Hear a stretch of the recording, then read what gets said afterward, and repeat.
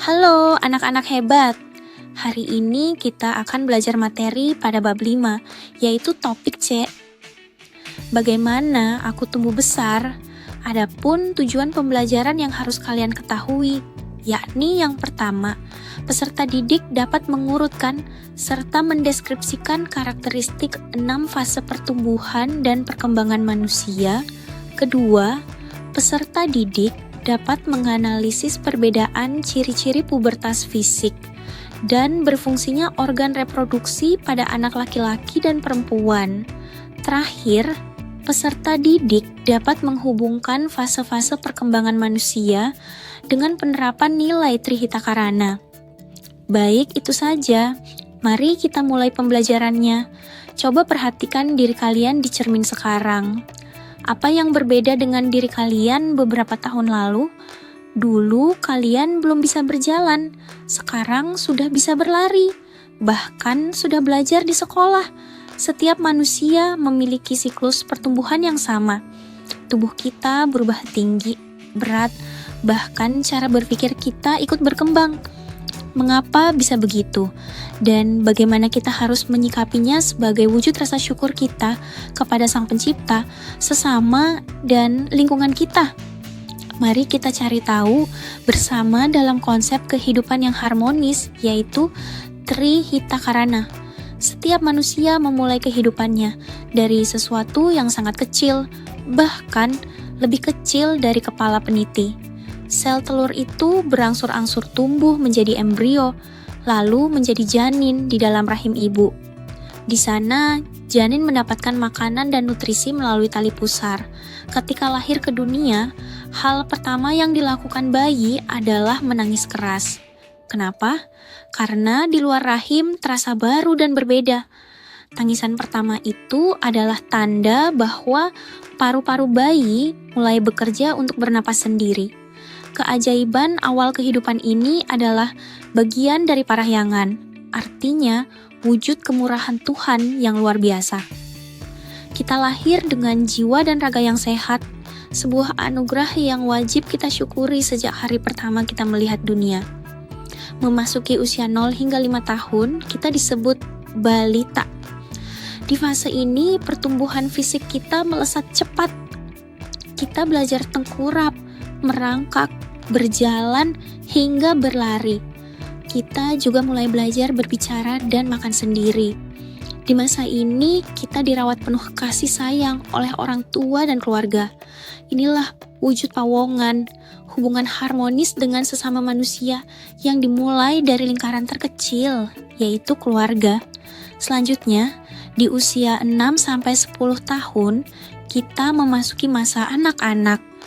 Tubuh dan otak kita menjadi lebih besar. Rasa ingin tahu kita sedang tinggi-tingginya. Di fase inilah kita mulai bisa membedakan mana hal yang baik dan buruk.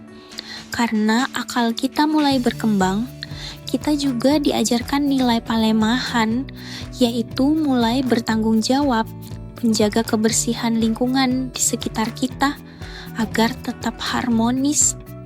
Nah, sekarang kita masuk ke masa yang paling seru sekaligus penuh tantangan. Masa remaja atau pubertas, biasanya di usia 10-17 tahun. Di fase ini, hormon di dalam tubuh mulai bekerja aktif mematangkan organ reproduksi kita. Bagi anak laki-laki, pubertas dimulai dengan berfungsinya testis yang menghasilkan sperma, ditandai dengan peristiwa mimpi basah. Ciri fisik sekunder lainnya adalah dada menjadi lebih bidang, suara membesar, tumbuh jakun, serta rambut di ketiak dan sekitar kemaluan.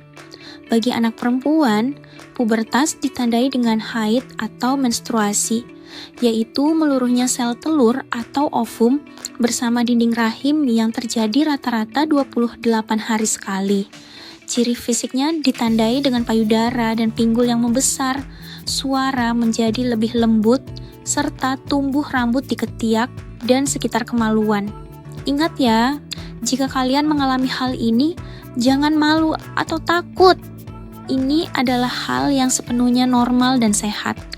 Namun, pubertas bukan cuma soal fisik. Ada badai emosi dan sosial yang ikut berubah. Kalian mungkin merasa suasana hati cepat berubah atau mood swing, jadi lebih peduli pada penampilan atau kadang berbeda pendapat dengan orang tua dan ingin kebebasan. Itu wajar. Disinilah ujian pawongan dan parahyangan kita diuji. Saat emosi labil, kita harus bijak memilih teman bergaul, menghormati orang tua, dan yang paling utama, mendekatkan diri kepada Tuhan agar hati kita tetap tenang dan memiliki pondasi yang kuat.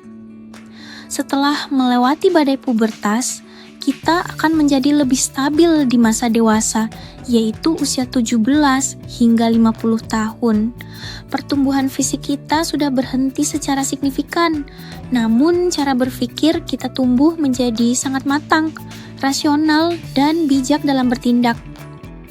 Hingga akhirnya, waktu membawa kita ke masa manula, usia 50 tahun ke atas.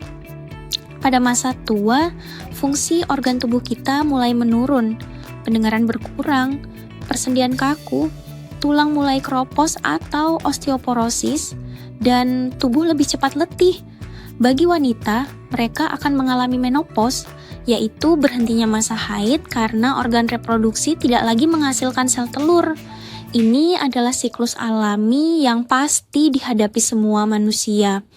Dari sebutir sel kecil rahim ibu hingga menjadi tua nanti, manusia terus bergerak dan mengalami perubahan. Baiklah anak-anak, itu saja materinya, semoga bermanfaat dan sampai jumpa.